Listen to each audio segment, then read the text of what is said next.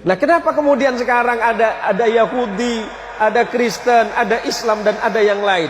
Ada 3 agama besar di dunia ini yang sering kita sebut.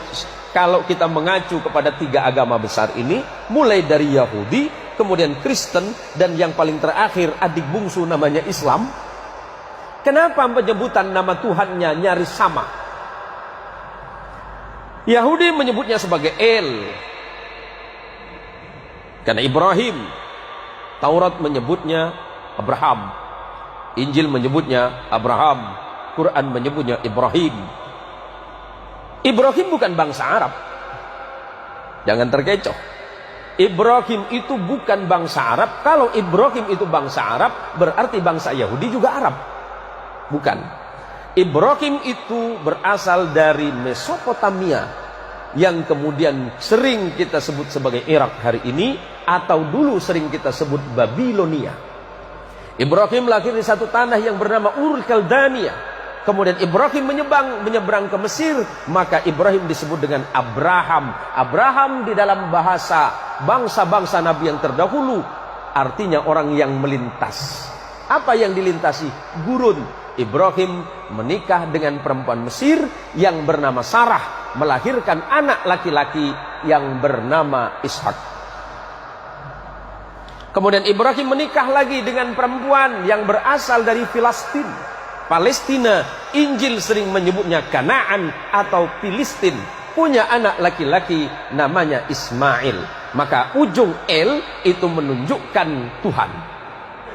Kalau ada nama Daniel, Samuel, yang LLLL itu berarti Tuhan di dalam bahasa Ibrani.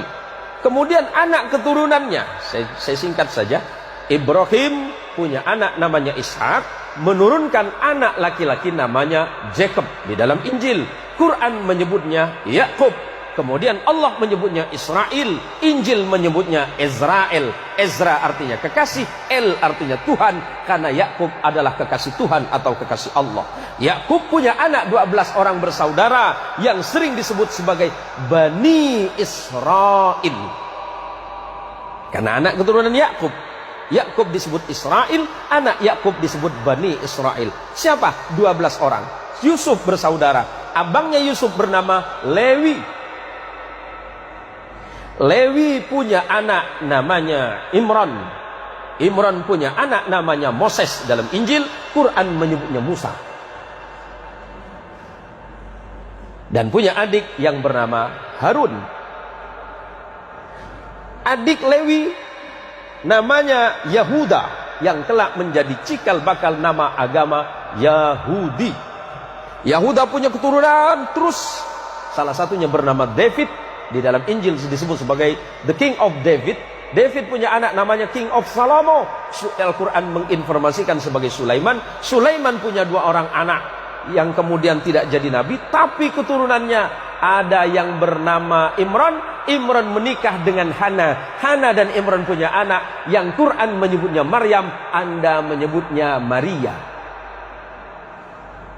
Maria punya anak namanya, Al-Quran menyebut Isa bin Maryam, dan Anda menyebutnya the Jesus of Christ. Sederhana, Pak. Kenapa berbeda? Itu masalah iman saja. Hari ini kita tidak sedang mempertentangkan iman, tetapi bagaimana kemudian kita merajut perbedaan-perbedaan yang ada untuk menjadi sebuah sumber kekuatan bagi sebuah bangsa besar yang bernama manusia. Lebih-lebih kita adalah bangsa Indonesia yang luar biasa. Tepuk tangan untuk Indonesia, Pak.